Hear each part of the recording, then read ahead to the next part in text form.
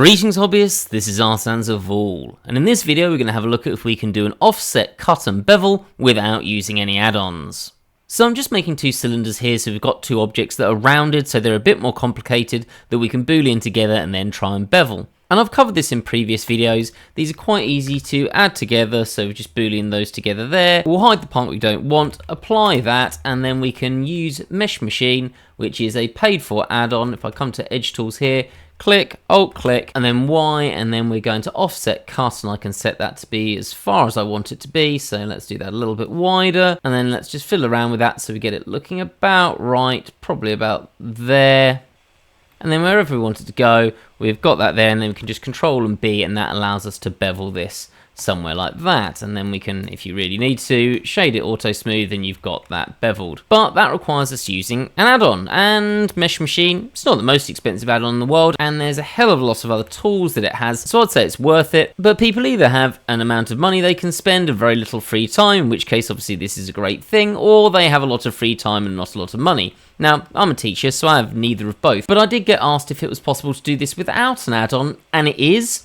Now, do bear in mind how quick that was, because this is not the quickest thing to do in the world. I'm going to be really clear about this. There's a reason why these add-ons exist, and I've had a fiddle around, and this seems like the most efficient way of doing this without add-ons. But if you've got a better way of doing this, then please do mention it, or if I'm doing something in a way that you think is less efficient, again, mention it in the comments. I'd really appreciate it, because I like to learn as well, and anyone watching it I'm sure would really appreciate it too. So we're going to need to use a number of techniques for this to make it as efficient as possible, and we're actually not going to boolean things together first of all. Now the reason for that is that we could boolean these together here and then apply this, and then we can go into edge mode and just gradually one at a time select each of those edges, because the way I selected those edges so quickly before was using Mesh Machine, and that's what we're trying to not use. And so we could go around doing this, but this is a little bit tedious, and importantly, if this was a more complex object, this could go wrong quite easily. So we're going to look at a quicker way of doing it, and once we set it up, you could just bring it in as a geometry node quickly to get this done. So let's just undo this to the point where they're separate objects, because we need that to begin with. So I'm going to Shift A and just bring in anything. It really doesn't matter, as long as we've got some object that we can add some geometry nodes to, and then we're going to drag up to bring up our second screen, and we're going to change this to geometry nodes. Hit new, making sure we're on this new object. I might just actually rename this geo node so it's easy for us to work out. And we've got our cylinder 2 and our cylinder 3 here are the ones that we're going to try and do this for. So come to our geo node, new, and then I'm going to zoom in on that, and then let's start working out what we're going to do. Now, first of all, we don't want the geometry. We can actually just delete that node. It's totally irrelevant. We just wanted it so we've got something to put the geometry nodes on that aren't these two objects. So the first thing we need to do is tell it that we're going to use these two objects. So I'm going to bring in an object info node. So we want one there, and I'm going to Shift and D and make a duplicate of that. So this allows us to select these two objects. So we need to use cylinder 2 and cylinder 3. Now, what's good about this is that we can set this up so we can use it, and everything will come here. So if I actually bring in our group input again, thing we just deleted, if I drag that in there and that in there, we've got our two objects, and now we could select that through here, or just by clicking on it and go cylinder 2 and cylinder 3, and now that'll be correct. So this is quite useful if you want to set this up as a node where you just drag it in from your asset browser. There's a video on how to do that in the description. So what we need to do is try to get this to work out where these two parts intersect, and there's a bit of a trick to that, and it's actually to do a boolean. So I'm going to type in mesh boolean, and we don't want a difference, and in fact we don't want an intersect. I find this works best with a union boolean. I'm going to drag that in and drag that in as well. Now at the moment this is going to be doing it in the wrong place. If I drag the mesh and put it over there, you'll notice it's trying to do it over here because we haven't hit relative. So we're going to do that, and now it is trying to copy this in place. So we have to click relative so it does it relative to those original objects. But this is copying the whole object, and we don't want that. So I'm going to get rid of that. What we want to do is tell it to just work out where the edges are intersecting. We can see we've got this intersecting edges just here, so we can use that to tell it what to select. But we have to be telling it to do something with this. You'll notice we can't plug this into our group output, which isn't very useful. So what we're going to do is turn this into a curve, and we actually need to do that for a number of reasons anyway. So we're going to type in mesh, because it was originally a mesh, to and then curve. Click that in there, and then usefully, we've got a thing where it tells us what to select. So I'm going to drag that, bring it in there, and we can now see if I isolate this, we've just got this as a curve. Now, this is something that's worth knowing about geometry nodes. At the moment, this is going to be very confusing to Blender because we've turned this into a curve, but if I come down to my object data properties here, it says that we've got object data, but this symbol says that it's a mesh. That's going to be a problem for Blender. It's going to get confused. So we actually want to turn this back into a mesh, and we want to do this anyway. So we're going to bring in a curve to mesh, chuck that in there, and usefully, this gives us now the option of turning it into a solidified curve. We can put a profile on it. So I'm just going to Shift A and type in curve circle, because this must be a curve. It's the only way this works. It says profile curve, and then I can just drag that in there, and we've now got a curve circle, and I can change my radius up or down. We can also change my resolution. 32 is a bit much, 16 is probably a bit much, but let's just leave it at that. And I can drag that resolution and that radius into my group input. So again, over here, we've got those options, and we can change this if we dragged it in. And this is how wide our offset and our bevel is going to be. And you can see we had this option over here. So let's get this to a similar sort of thickness so it looks about the same. Let's go with about that.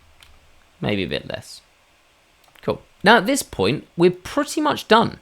We don't really need to do anything else with this, but we are going to do one more thing, and that's to do with the trick we're going to do later. So we're just going to come in and we're going to type in flip, and we're going to flip our faces round. So now our faces are the wrong way. If I come to my overlays and put my face orientation on, I've got my face orientation when it's the wrong way round, so the inside to turn yellow, so we can see that's the wrong way round. Like I said, we'll come back to this. And this is important for a little trick we're going to do later. So at this point, that is our node setup. We don't need anything more than that. You can copy that and use that if you would like to do this yourself. So really easy to use. So once you've set this up once, you don't have to do it again, but the next steps you are going to have to do. There's no way around that. This definitely is, even with this setup, longer than using an add-on like Mesh Machine. Either way, now that we've got that to the point we're happy with it, we are going to, first of all, confirm this. So I'm going to apply that. So we've now got this object. Oh, I should mention before we go any further that this is, being a modifier, non-destructive at this point. So you can still move things around and it should still work, so we can change things if we change our mind. I'm going to escape that so it's in the same place as our one over here, and then let's apply this. And once we've done that, we need to do our boolean. So I'm going to click that and that, control and plus to boolean them together, H to hide it, and then I'm going to apply this as well. So we've got that sorted, so we're now in the same place. Now this is where this gets a bit technical. What we're going to do is select our object, which was our geometry nodes, shift click that and control and minus. So we're going to difference this. We're going to change it to fast. You'll notice this doesn't work on exact because the faces are the wrong way around. I'm going to change it to fast and it will now work. We can hide this, and we've got our object here with this bit cut out of it. And you'll notice there's some errors where there's some overlap, but you don't need to worry about that. That should be fine for this. So once again, apply that. And then go into face mode, and we need to select and get rid of all of these faces that are in the middle. So all I'm going to do is click off so nothing's selected, go over one of the faces, press L, and it's going to try and select everything that's linked. But now, because we've got one thing with the normals the wrong way around, I can click normal, and it's only selecting those faces. So that's why we flipped the faces before. Then I'm just going to delete and delete those faces, and we've got this bit cut out. So we're getting to the point where you can see some similarity. We now need to just make this beveled surface.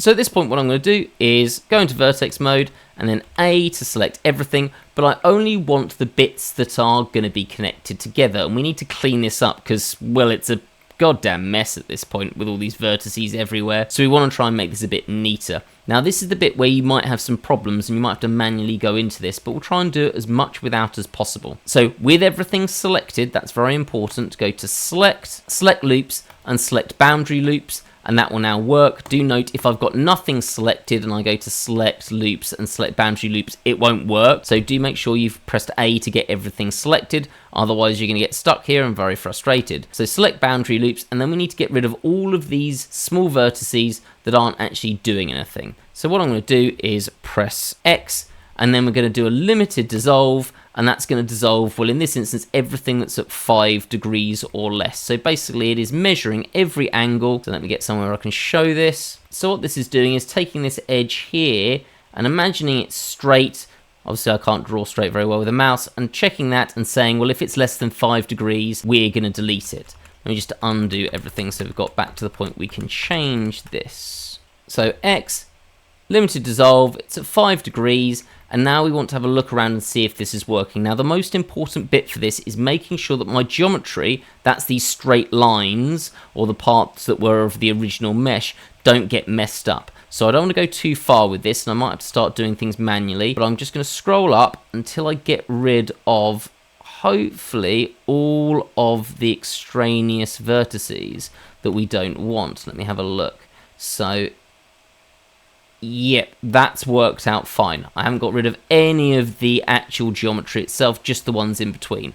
If you can't get to that point, so if I bring this down a bit so there's still a few left, if we get to that point where there's still a few left, what you're going to have to do is go into each vertex and then turn on something like auto merge vertices and just GG and drag those across, which is obviously going to get a little bit tedious, but there just isn't a way around this. Making sure that you're selecting the one that's not part of the geometry. So this one and this one are part of these interconnecting lines. This one's got nothing there, so I'm going to move that one, and so on. So just go around. If you can't do this, and just do that yourself. Alternatively, which is actually faster, if you've got Machine Tools is a free add-on, so I'm not counting that as an add-on. You can just press 1 where you've got the Smart Vert enabled, and I find that a lot quicker to just be able to click 1, click 1. That to me is a much smarter way of doing things. It's just quicker because your finger's right over the 1 as you're doing things.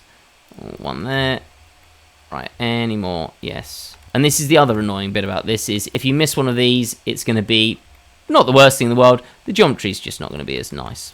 So I'll just speed that up as I'm checking this and trying to make sure that I've got these all right and I haven't missed one. Inevitably, I bet we're going to get to the end of this and I will have missed one, but we'll fix that when we come to it. Okay, then we go into Edge, A again, select, and then select those boundary loops, and then we're going to press Control and E, and we are going to bridge edge loops, which is going to make this. And this isn't going to be the best geometry in the world, but that's fine. Now what we need to do to make this work, let's sort of turn side on so we can see this, is we're going to add some cuts in between this. So if I bring this up, you can see we're adding cuts in between, and you can go however extreme you want this to be. Now at the moment it's just leaving everything straight because we don't have anything on our profile. We can change our profile and we can bend it in, and you'll notice this looks pretty crap. But that's easily fixed if we just change our interpolation from blend path to blend surface, and then we're going to have to fiddle around with our profile again. You can see we can get this to a pretty smooth curve, however you want it to be. So I'm going to go about there, and you'll notice this isn't perfectly smooth, but we can change our smoothness around there to make that a little bit better as well. So at this point, we've got that. It's relatively curved and looking alright, and if I come in here and click Auto Smooth, you can see we've got something looking relatively similar there. And as far as I've gone with this, that's about as good as I'm able to get it. So if you are in a position where obtaining Mesh Machine for you just really isn't an option, there is something else you can do. It's just a bit more time consuming, and you know what, I'd rather just be spending my time modeling, so for me it's well worth the cost, especially with those other tools. If you do want to have a look at the other things that Mesh Machine can do, as I said earlier, there's a link in the video description which has got a playlist of some videos going through its other functions. If you found that useful, please do hit the like button and hit subscribe if you're not subscribed. Also, if you'd like to support the channel further, there's a Patreon page, so if you're part of the Patreon you get access to that Discord page where we've got a load of people online talking about what they're doing and their modelling projects and things like that. So if that interests you, do hop over onto the Patreon and have a great day.